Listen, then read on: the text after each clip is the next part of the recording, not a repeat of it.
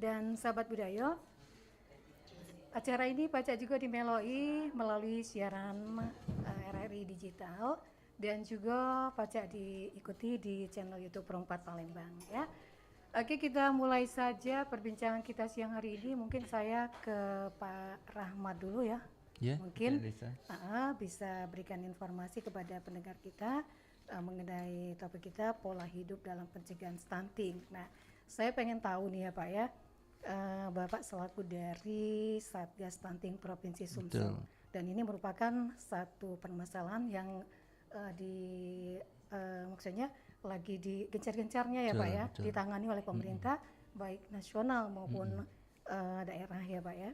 Nah, selaku koordinator program manajer Satgas Stunting Provinsi Sumsel, mungkin Bapak bisa bercerita nih, kasih informasi kepada pendengar kita sejauh ini program apa saja yang sudah dilakukan dalam upaya percepatan penurunan stunting di Sumsel, kemudian sudah sampai di mana nih capaiannya nih Pak? Iya. Terima kasih Cak Lisa. Oke. Jadi kalau merujuk ke peraturan Presiden nomor 12 tahun 2021, nomor 72 tahun 2021, di situ salah satunya disebutkan bahwa BKKBN ditunjuk sebagai ketua pelaksana percepatan penurunan stunting di pusat. Yeah. Nah, untuk di tingkat provinsi memang BKKBN ditunjuk sebagai sekretaris tim percepatan penurunan stunting. Kalau ketua tim percepatan penurunan stuntingnya langsung oleh Pak Wakil Gubernur. Nah, untuk membantu tugas-tugas tim percepatan penurunan stunting memang ditunjuk Satgas Percepatan Penurunan Stunting yang keberadaannya bukan hanya di provinsi tapi juga ada di tiap kota kabupaten. Nah, apa yang sudah dilakukan terkait dengan percepatan penurunan stunting? Memang BKKBN Pusat telah mengeluarkan peraturan BKKBN nomor 12 tahun 2021 tentang RANPASTI atau kepanjangannya Rencana Aksi Percepatan Penurunan Stunting.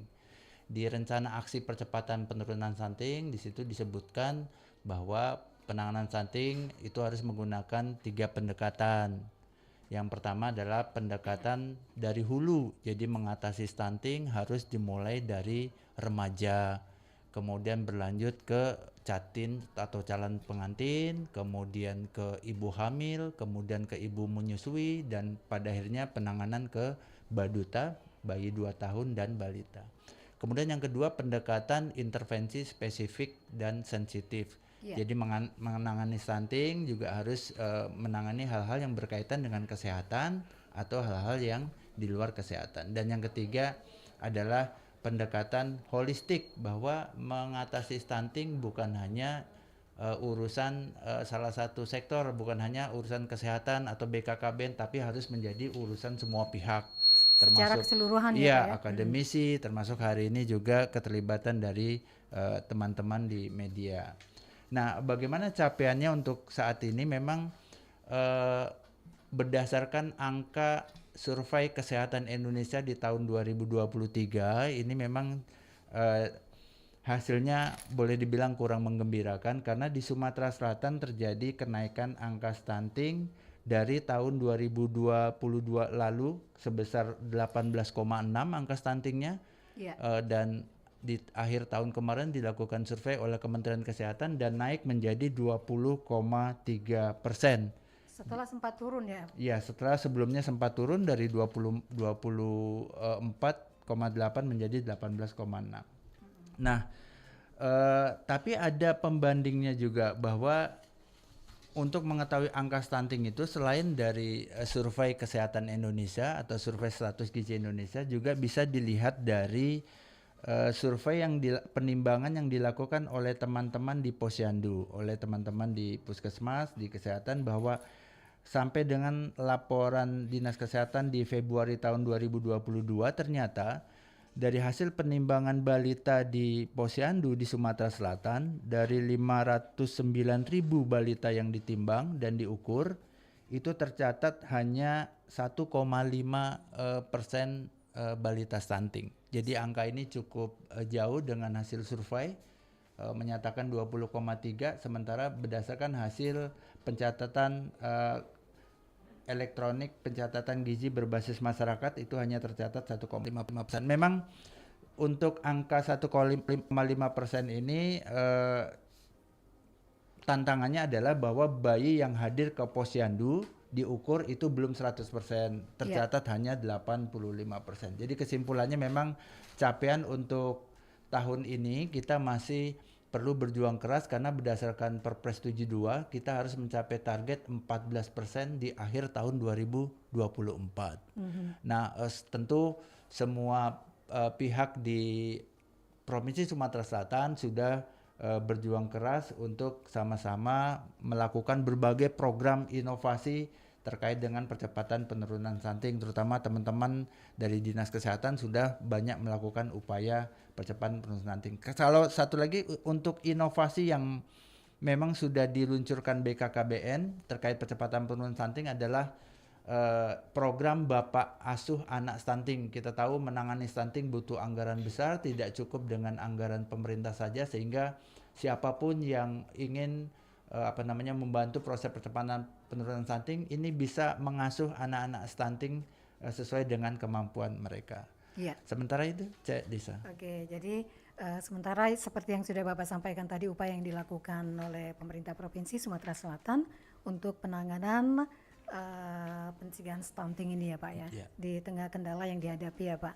Oke, saya beralih dulu ke narasumber kita yang berikutnya.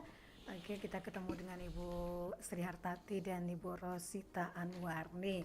Ini mungkin bisa lebih jelas, menjelaskan secara spesifik ya mengenai stunting ini sendiri, biar pendengar kita tahu ya, terlepas dari upaya yang dilakukan tadi ya Pak ya, penurunannya. Silakan bisa dimulai dari Ibu Sri Hartati atau Ibu Rosita dulu, yang mana nih? Oke, dari saya dulu ya, mungkin nanti teman saya kalau ada yang kurang boleh menambahin. Stunting itu sendiri adalah suatu kondisi gagal tumbuh pada anak-anak, di mana biasanya disebabkan oleh asupan zat gizi yang kurang dalam jangka waktu yang lama. Jadi biasanya stunting ini bukan tiba-tiba anak itu stunting, tapi biasanya disebabkan asupan gizi yang kurang dalam jangka waktu yang lama. Mungkin pas dia lagi kondisi mulai dari 1000 hari pertama kehidupan, seperti kalau 1000 hari pertama kehidupan berarti mulai dari kehamilan. Sejak hamil ya Bu? Iya, sejak hamil sampai usia 2 tahun. Nah, biasanya anak stunting itu bisa terlihat setelah dia berusia 2 tahun. Jadi orang itu sering melihat anaknya misalnya sedang bermain. Kalau dia dibandingkan dengan anak seusia dia, kok lihat, kok anak saya agak lebih pendek ya dari yang anak seusianya. Nah itu bisa jadi kalau orang awam bisa dijadikan patokan bahwa anak dia stunting. Tapi untuk lebih memperjelas lagi yang dikatakan anak stunting itu apa sih? Nah, kalau anak pendek itu belum tentu stunting, tapi kalau anak stunting sudah pasti pendek. Nah, gimana cara mengetahuinya? Biasanya kalau kami itu melakukan pengukuran tinggi badan. Jadi pengukuran tinggi badan anak itu kita ukur, tapi dengan menggunakan alat yang benar-benar sudah alat yang sudah digital, artinya tidak menggunakan alas kaki. Jadi benar-benar cara menimbangnya yang sesuai dengan yang ada di peraturan pemerintah. Kemudian hasil timbangan tinggi badan anak itu kita plot dengan menggunakan standar baku WHO. Jadi buku standar baku WHO ini memang sudah dari WHO-nya sendiri sudah terstandar. Jadi jika anak itu berada di bawah garis min 3 SD sampai dengan min 2 SD itu dikatakan pendek. Tapi kalau dia berada di kurang dari min 3 SD, bahwa anak itu dimasuk kategori sangat pendek. Nah, untuk memperjelas lagi bahwa anak itu stunting, biasanya harus dirujuk ke dokter spesialis anak. Jadi yang lebih mempertegas atau mendiagnosa bahwa anak itu stunting adalah dengan dikonsultasikan ke dokter spesialis anak. Stunting ini biasanya juga bisa saja terjadi kepada semua anak. Jadi tapi rata-rata biasanya karena asupan makan kurang itu biasanya pada ekonomi keluarga yang rendah, kemudian juga pengetahuan orang tua yang rendah, kemudian juga sanitasi lingkungan itu juga mendukung terjadinya kasus stunting pada anak balita. Mungkin itu saja dulu, Cek Lisa dari saya. Mungkin ada yang ditambahkan, Ibu? Semuanya sudah jelas ya dari Bu Sri Hartati, tetapi ada yang mau saya tambahkan. Untuk stunting ini sendiri, selain yang disebut Ibu Sri Hartati tadi, penyebabnya salah satu pertama ASI eksklusif mungkin tidak diberikan, kemudian waktu pemberian PMT, pemberian makanan tambahan itu kadang karena kurang pengetahuan tadi, jadi ibunya salah saat memberikan makanan tambahan. Mungkin dia lebih awal, jadi masih bayi kan kebanyakan ada kalau misalnya daerah-daerah itu masih bayi sudah dikasih pisang. Cara lama karena itu ya, Bu, lapar. Nah itu salah satunya. Kemudian ciri-ciri ciri-ciri anak stunting itu sendiri, pertama tumbuh kembangnya terlambat. Iya, pasti ya terlambat ya. Tidak sama dengan yang lain Tidak ya. sama dengan yang lain. Kemudian wajahnya tampak lebih muda dari yang lain karena lebih kecil, pendek daripada dengan lain karena terhambat. Iya. Kemudian berat badannya itu saat ditimbang tidak naik-naik. Nah, kemudian kemampuan fokus dan memori pada belajar itu kurang otomatis. Kemudian anak cenderung pendiam, kemudian fase pertumbuhan giginya juga terlambat ya. Itu salah satu ciri dari anak-anak stunting. Mungkin itu saja. Mungkin bisa ditambahkan Ibu mengenai permasalahan awalnya tadi, bisa dikatakan 1000 hari pertama ya Bu ya. Bisa dikatakan sejak di dalam kandungan ya Bu ya. Kemudian untuk penanganan pemberian ASI. Nah, idealnya pemberian ASI itu berapa lama dilanjutkan dengan PMT tadi biar dia bisa mencapai standar yang sesuai untuk cegah stunting ini? Pemberian ASI itu yang baik itu 0 sampai ya eksklusif, maksudnya tanpa penambahan apa-apa, 0 sampai 6 bulan. Termasuk enggak pakai air putih juga ya? Enggak boleh. Jadi hanya ASI. Nah, setelah 6 bulan baru kita berikan makanan tambahan, itu pun bertahap, dari makanan lumat dulu, kemudian bubur, nasi tim, kemudian baru nasi biasa gitu. Jadi pemberiannya secara bertahap. Dan komposisi makanannya juga harus, zat gizinya juga harus lengkap, jangan banyak karbohidrat. Jadi protein itu memang diutamakan untuk anak-anak yang tumbuh. Gitu. Jadi protein yang diperbanyak selain sayur dan buah juga. Jadi harus diperhatiin benar ya Bu ya, bisa tanya dengan petugas kesehatan yang mengenai makanan tambahan yang pas itu yang seperti apa ya. Oke. Jadi peran seorang ibu ini juga sangat menentukan ya untuk pencegahan stunting ini Bu ya, di tengah perjalanan pertumbuhan mereka ini. Nah, saya ke Pak Rahmat lagi nih ya Pak ya. Sampai saat ini dari upaya pencegahan stunting yang dilakukan untuk secara keseluruhan di wilayah Sumatera Selatan, ini yang banyak di mana nih Pak ditemukan?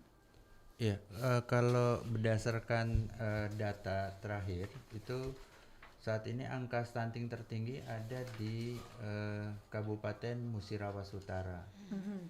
Kemudian yang sudah mencapai di bawah target nasional karena Sumatera Selatan harus 14,33%. Ini yang sudah melampaui target itu di Lahat, itu angka stuntingnya sudah 7,8%, dan Oku Timur sudah 9,3%. Sementara 10 kota kabupaten lainnya masih di atas target, termasuk 7 kota kabupaten yang kemarin hanya bisa melakukan penurunan stunting. Untuk EPPGBM sendiri, ini data yang memang dilakukan oleh teman-teman dinas kesehatan yang tadi angkanya cukup kecil, hanya 1,5%. itu terkecil ada di Oki hanya 0, ada di Oku Timur itu hanya 0,2%.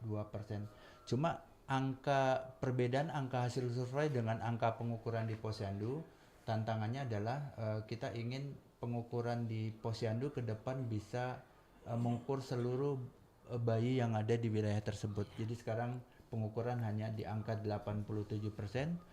Pemerintah pusat berharap bisa 100% sehingga Mungkin nanti karena kurang sadar Pak ya. Iya, itu orang tua untuk menimbang ke Posyandu. Betul. Jadi PR kita untuk melihat angka real. Kalau jumlah berdasarkan yang terdata BNBA di Sumatera Selatan itu ada 7.394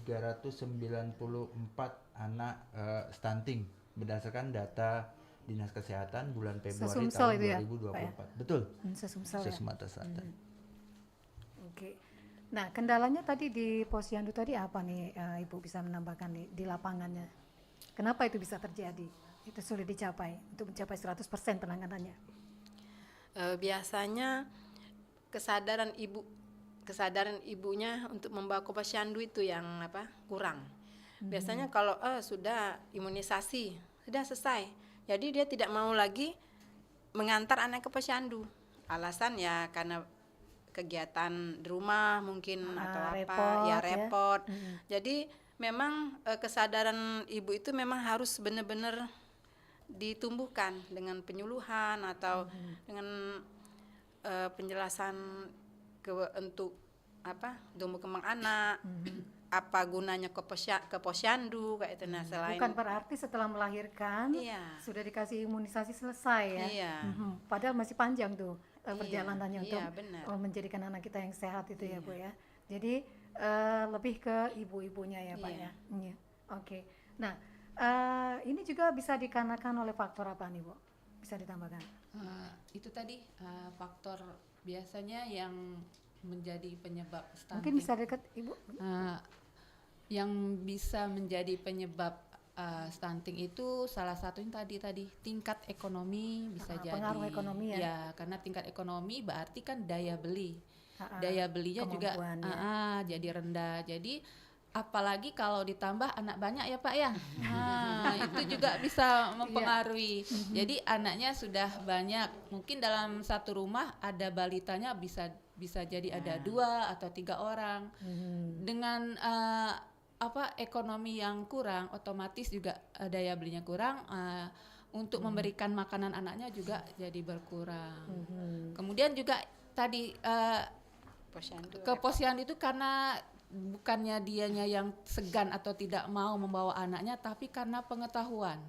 Jadi kalau pengetahuan ibu itu ada, artinya dia tahu apa itu guna Posyandu, apa itu gunanya penimbangan.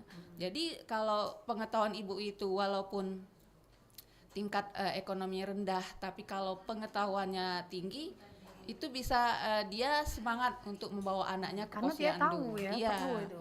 Jadi kalau dia sudah terdeteksi dari awal, anak aku ini kayaknya tingginya atau berat badannya kurang, otomatis dia bisa mencari alternatif. Sekarang ini kan di Posyandu bukan hanya diberikan fasilitas nimbang, tapi juga biasanya di puskesmas itu ada PMT, artinya pemberian makanan tambahan kepada anak-anak yang mengalami gangguan gizi buruk, stunting, itu semuanya sudah didukung sama pemerintah melalui program pemberian makanan tambahan. Jadi walaupun dia pengetahuannya kurang, ekonomi itu, kalau dia memang sadar untuk mencegah anaknya supaya jangan stunting, itu tadi harus rajin datang ke Posyandu tadi. Iya. Terlepas dari karena faktor ekonomi, pengetahuan yang kurang ya Bu ya. Kemudian ada upaya sendiri nggak dari Posyandu itu untuk menarik minat ini Pak Rahmat, kalau dari program bantuan pemerintah sendiri, biar mereka lebih semangat gitu, misalnya ada pemberian makanan gratis ataupun pelayanan KB yang gratis itu Pak, kalau dari program pelayanan ini Pak? Kalau strategi untuk mempercepat penurunan angka stunting di tahun 2024 ini memang salah satunya adalah kegiatan intervensi serentak mengatasi stunting dengan seluruh stakeholder itu melakukan upaya-upaya memaksimalkan keikutsertaan seluruh ibu hamil dan balita untuk hadir ke posyandu.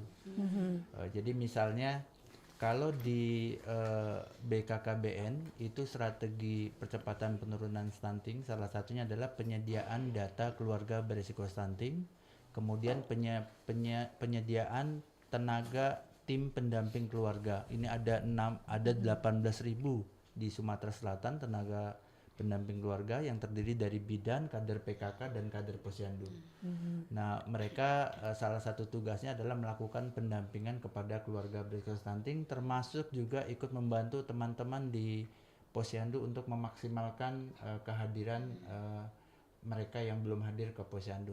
Kemudian di BKKBN juga ada audit kasus stunting. Jadi kasus-kasus stunting yang sulit ditangani itu memang secara khusus dikaji oleh teman-teman tim pakar terdiri dari dokter anak, spesialis kandungan, dokter ahli gizi untuk coba mempelajari sebab-sebab stunting sehingga rekomendasi-rekomendasinya bisa jadi pembelajaran bagi kasus-kasus lainnya. Nah, di BKKBN sendiri yang saat ini menjadi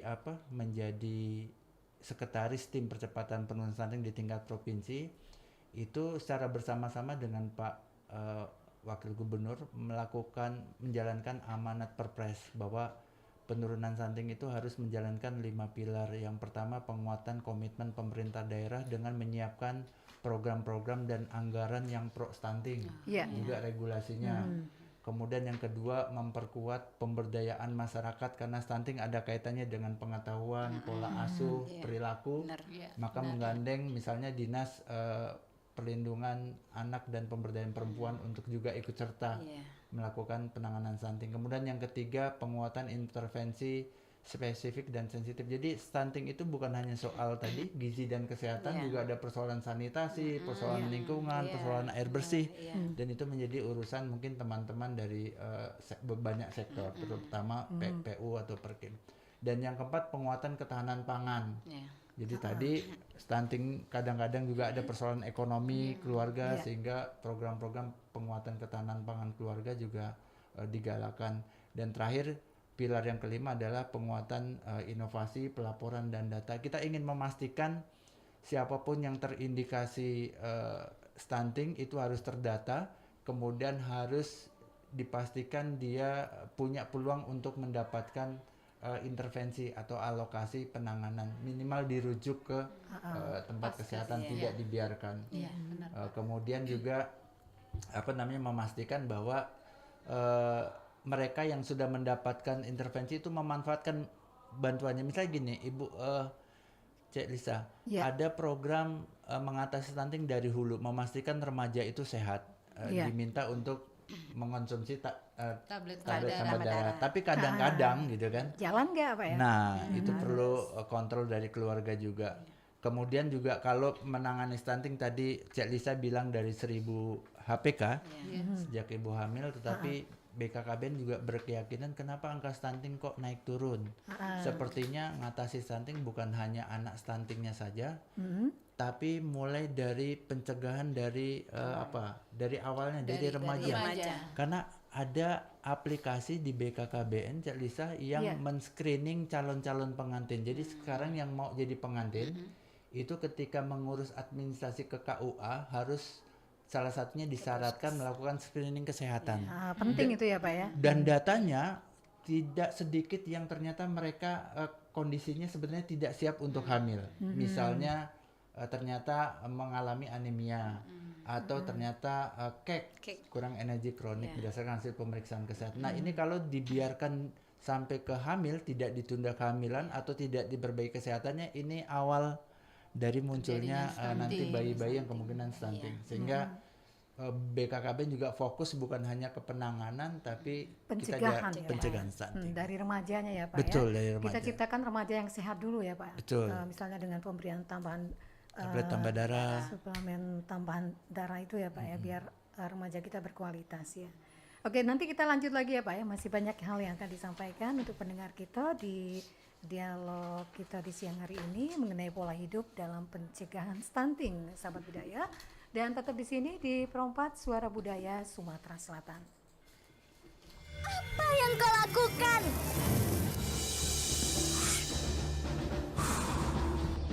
Ada apa, Maria? Kau tahu, kan anak kita masih balita. Tapi kenapa kau masih merokok? Memang kenapa, Maria? Memang kenapa kau bilang? Kau tahu, asap rokok ini membahayakan anak kita. Bisa meningkatkan resiko stunting. Aku tidak mau anakku mengalaminya. Ya sudah, nanti aku matikan. Tidak semudah itu, Ferguson. Karena cegah stunting itu penting. Cegah stunting itu penting. Matikan rokokmu atau aku akan pergi. Tunggu, Maria. Maria!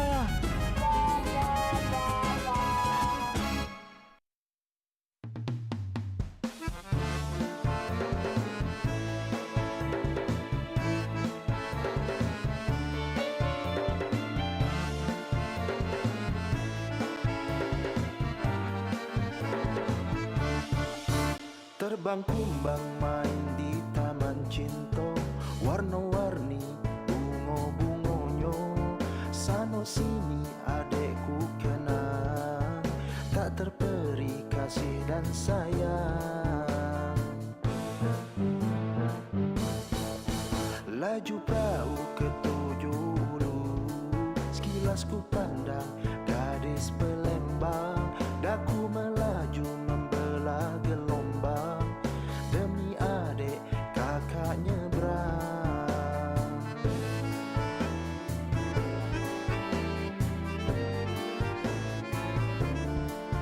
Buah duku manis rasanya, buah duren jadi tempoyak. Aduh rindu dari kemarin, kakak datang jangan ditolak. Dari ilir ke seberang ulu, baru segelintir menanggung rindu. Naik ketek ke tanggo panjang, singgo kato adik tersayang. Ay ay ay ay ay ay ay ay ay ay ay ay ay ay ay ay ay salam. Ay ay ay ay ay ay ay ay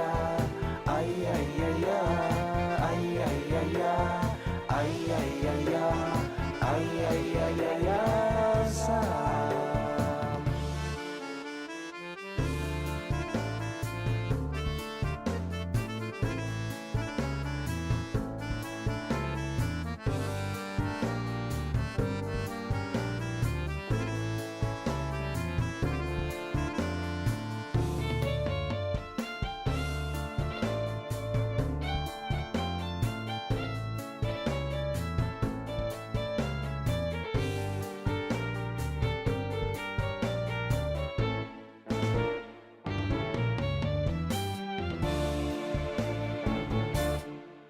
Laju perahu ke tujuh hulu, sekilas ku pandang gadis Palembang. Daku melaju membelah gelombang demi adik kakak nyebrang.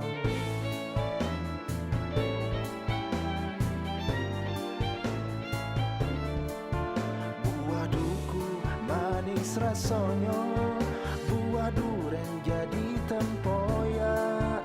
Ado rindu dari kemarin, kakak datang jangan ditolak. Dari ilir ke seberang ulu, baru segelintir menanggung rindu. Naik ketek ke tanggo panjang, singgo kato adek tersayang. Ay ay ay ay ay ay ay ay ay ay ay ay salam. Ay ay ay ay ay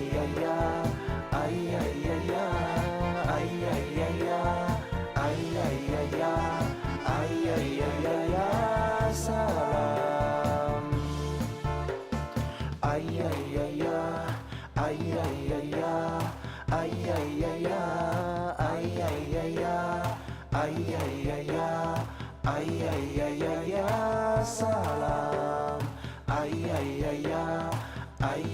ay ay ay ay ay ay ay ay ay ay ay ay salam ay ay ay ay ay ay ay ay ay ay ay ay salam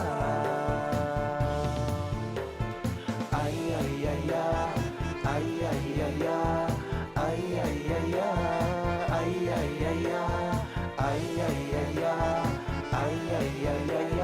ay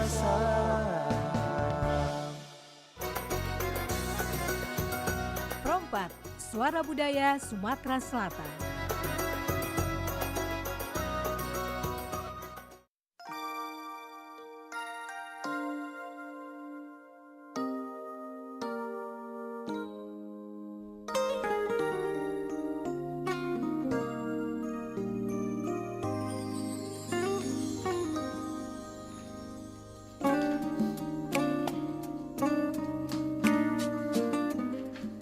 Ya sahabat budaya dimana berada, terima kasih masih bersama kami di Perompak Suara Budaya Sumatera Selatan di 88,4 FM ya, masih dalam obrolan Sriwijaya Siang mengenai pola hidup dalam pencegahan stunting ya. Dengan narasumber kita ada Pak Rahmat Gunarto SP MSI, Koordinator Program Manajer Satgas Stunting Provinsi Sumsel ya Pak ya, dari BKKBN Provinsi Sumsel ya Pak ya. Oke. Kemudian ada Ibu Sri Hartati Ditisyen RSMH Palembang dengan Ibu Rosita Anwar ya. Ini kita lanjut lagi perbincangan kita menarik mengenai pencegahan stunting ini yang masih menjadi masalah nasional bahkan dunia nih ya Pak ya. Oke. Dan saya ke Pak Rahmat lagi mengenai penanganan ini ya Pak ya. Selaku Koordinator Program Manajer Satgas Stunting Provinsi Sumsel. Nah Pak, ketika mendengar kata-kata penanganan pencegahan stunting, otomatis yang ada di pikiran kita secara umum ini langsung ke layanan kesehatan ya Bu ya, juga ke posyandu nih Bu.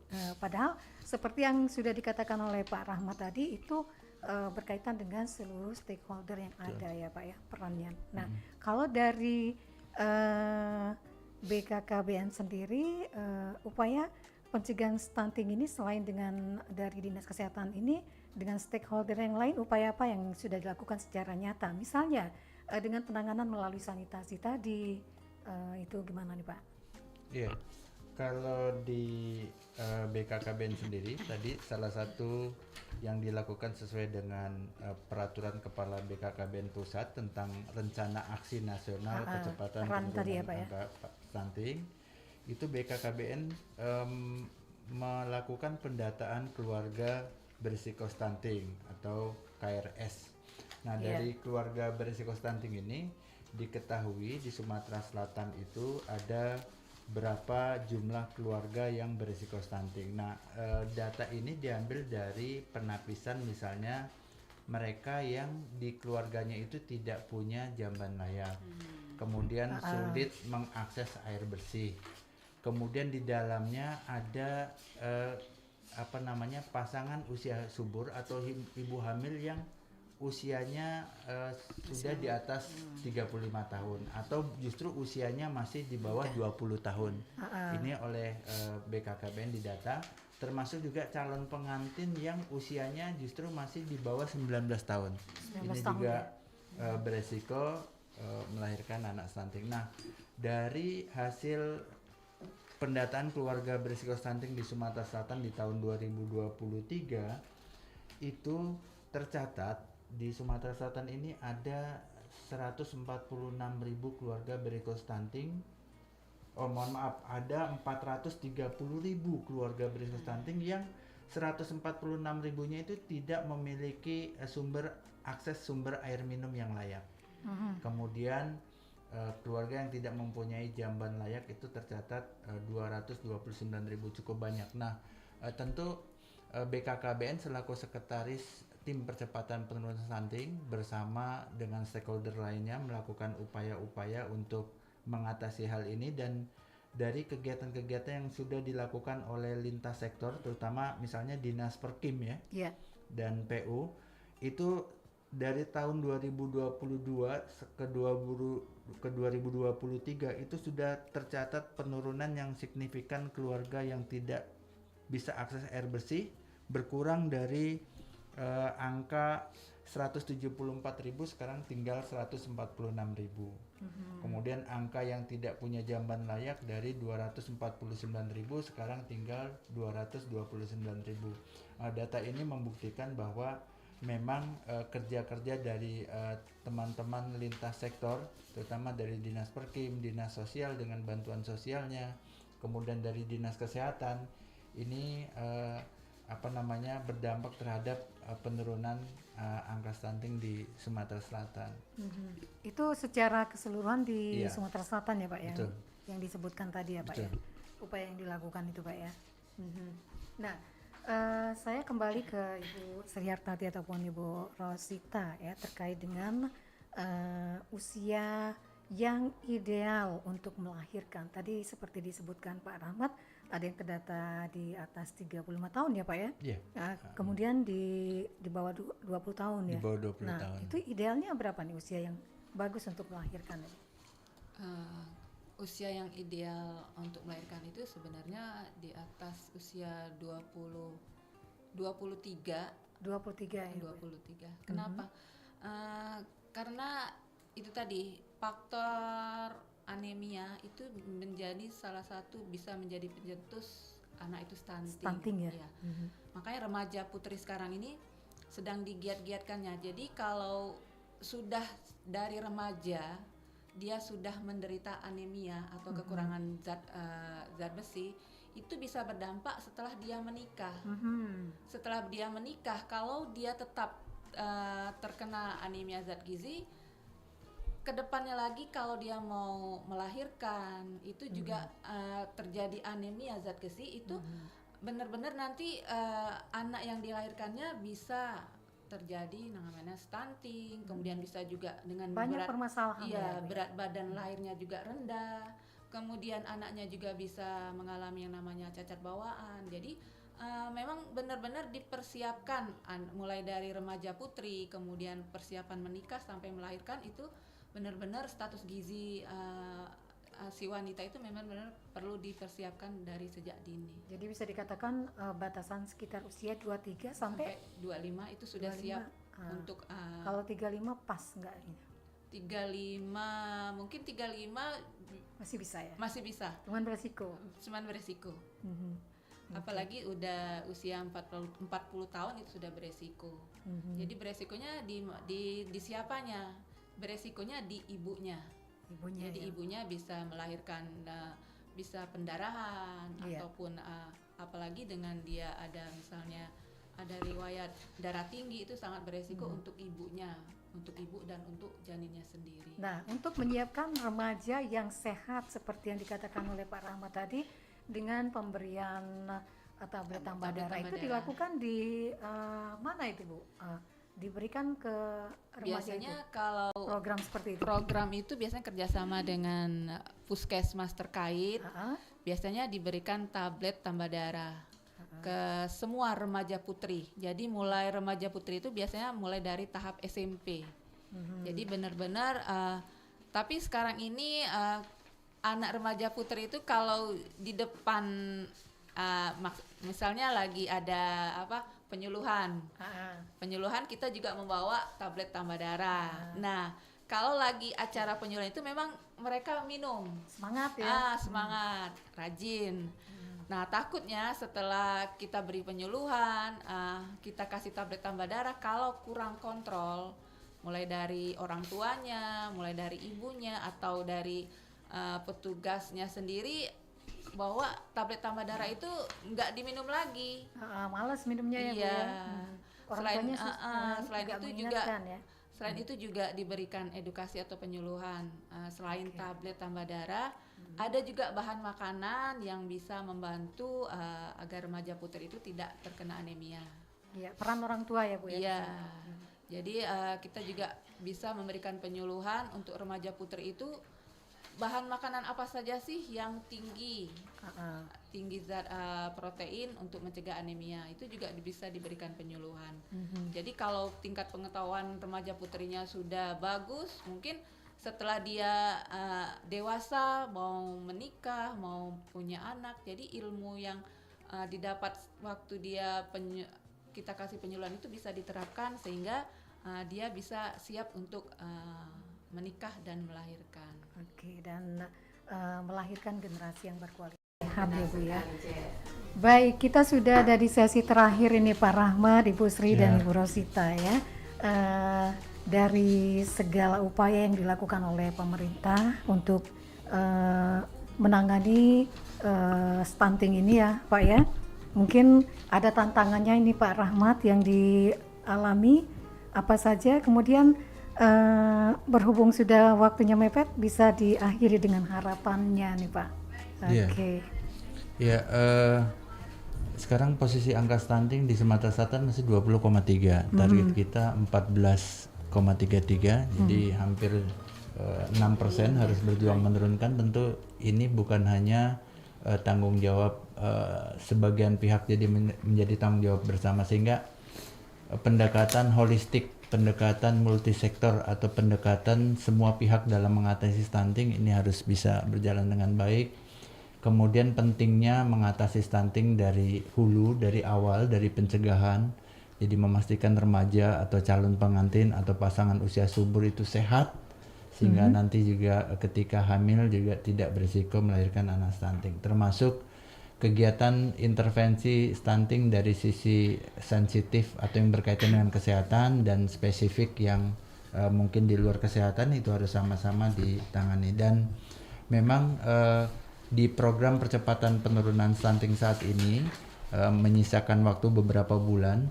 Sekarang semua pihak kemarin ada kesepakatan lintas sektor untuk melakukan program intervensi serentak pencegahan stunting untuk mengejar angka maksimal di tahun 2024. Apa itu intervensi serentak? Adalah aksi serentak semua pihak dalam pencegahan stunting, mulai dari pendataan.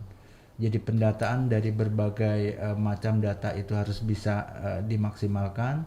Kemudian penimbangan di posyandu, pengukuran di posyandu, kemudian kegiatan edukasi dan intervensi bagi yang bermasalah itu segera dilakukan dengan baik. Dan ini bisa terwujud, setidaknya ada beberapa harapan kita atau langkah yang harus dilakukan, termasuk menjawab tadi yang awal kita diskusikan tentang memaksimalkan peran posyandu. Misalnya memastikan seluruh ibu hamil dan balita yang ada di setiap wilayah itu terdata, jangan sampai ada yang terlewat. Kemudian memastikan mereka hadir ke posyandu. Kadang-kadang ada rencana juga melibatkan jemput bola. Jadi yang tidak datang ke posyandu bisa dijemput. Datang ya Pak ya. Kemudian posyandu juga harus dipastikan punya kesiapan, terutama alat pengukuran antropometri yang terstandar sehingga pengukuran bisa berjalan dengan akurat. Kemudian kader-kader posyandu yang bekerja di posyandu ini juga harus dipersiapkan SDM-nya, dan ini didukung oleh sumber daya lain yang sekarang seperti contoh tadi tim pendamping keluarga akan dilibatkan dalam kegiatan di posyandu. Kemudian kegiatan intervensi pada ibu hamil dan balita yang memang punya masalah gizi itu langsung dilakukan langkah aksi, dirujuk. Atau kalau memang mereka perlu mendapatkan fasilitas layanan sosial, bantuan sosial dan belum memenuhi syarat atau terkendala, ini bisa langsung dibantu. Langsung ya Pak, ditangani Pak ya. Kemudian juga pencatatan hasil penimbangan balita, pengukuran balita di teman-teman puskesmas itu bisa langsung dipublikasikan sehingga kita bisa tahu angkanya, perkembangannya dari bulan ke bulan secara cepat. Benar ya Pak ya, datanya ya Pak ya. Dan terakhir dilakukan monitoring dan evaluasi intervensi serentak secara bersama-sama untuk melakukan langkah-langkah yang lanjutan.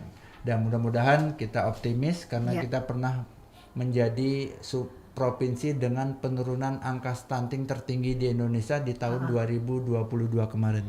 Kita berhasil turun dari 24,8 menjadi 16,2 dan itu penurunan sekitar 6,3 itu sebagai penurunan tertinggi di Indonesia. Dan mudah-mudahan ini bisa dicapai lagi di tahun 2024 ini dengan kerjasama semua pihak. Ya.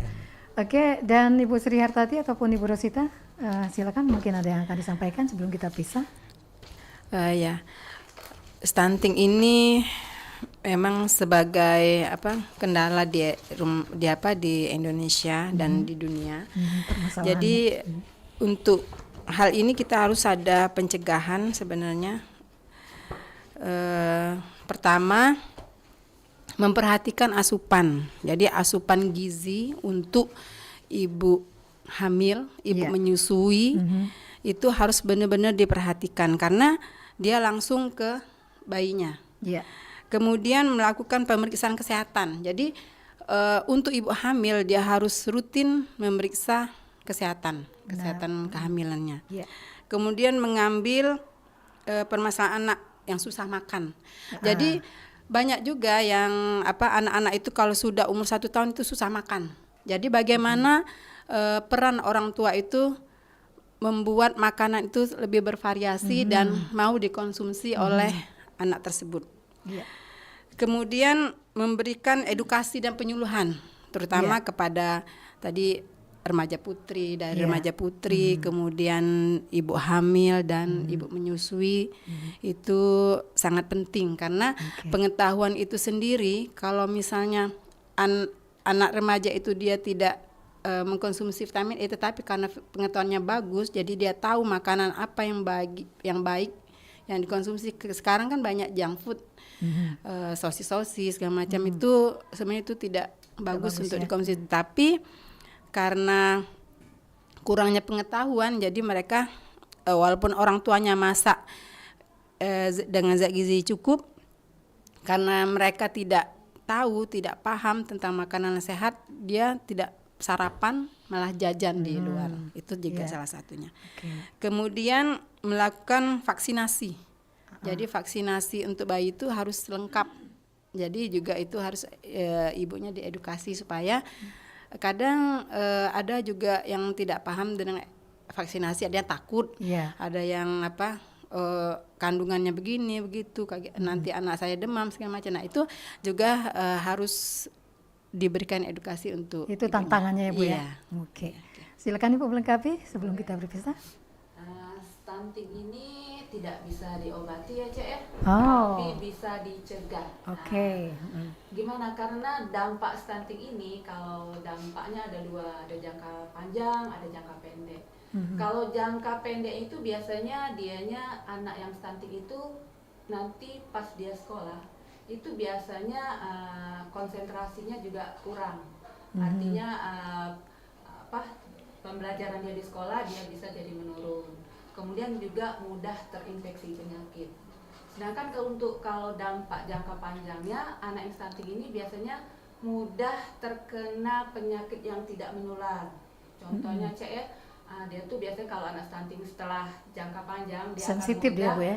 terkena seperti penyakit jantung, kemudian penyakit diabetes mellitus, kemudian penyakit kanker. Itu untuk dampak jangka panjang dari stunting. Jadi intinya stunting itu sangat penting, jadi tidak bisa diobati tetapi bisa dicegah ya. Baik sahabat budaya, Mang Cek Bice dulur-dulur di mana berada ya. Kebersamaan kita dalam obrolan Sriwijaya Siang edisi hari ini mengenai pola hidup dalam pencegahan stunting. Cek Lisa cukup sampai di sini ya. Dengan narasumber kita tadi ada Pak Rahmat Sugunarto SPMSI, Koordinator Program Manajer Satgas Stunting BKKBN Provinsi Sumsel. Terima kasih Pak Rahmat ya untuk informasinya. Untuk Ibu Sri Hartati SST juga untuk Ibu Rosita Anwar SST di Tisian Rumah Sakit Muhammad Husin Palembang. Terima kasih Bu ya untuk informasinya mengenai stunting ini ya. Ilmunya bermanfaat ya Bu ya. Dan insya Allah penanganan stunting bisa dilakukan dengan sukses ya Pak ya, sesuai dengan harapannya ya Pak ya. Dan sahabat budaya sampai di sini kebersamaan kita dalam obrolan Sriwijaya Siang. Terima kasih. Wassalamualaikum warahmatullahi wabarakatuh. Waalaikumsalam warahmatullahi wabarakatuh.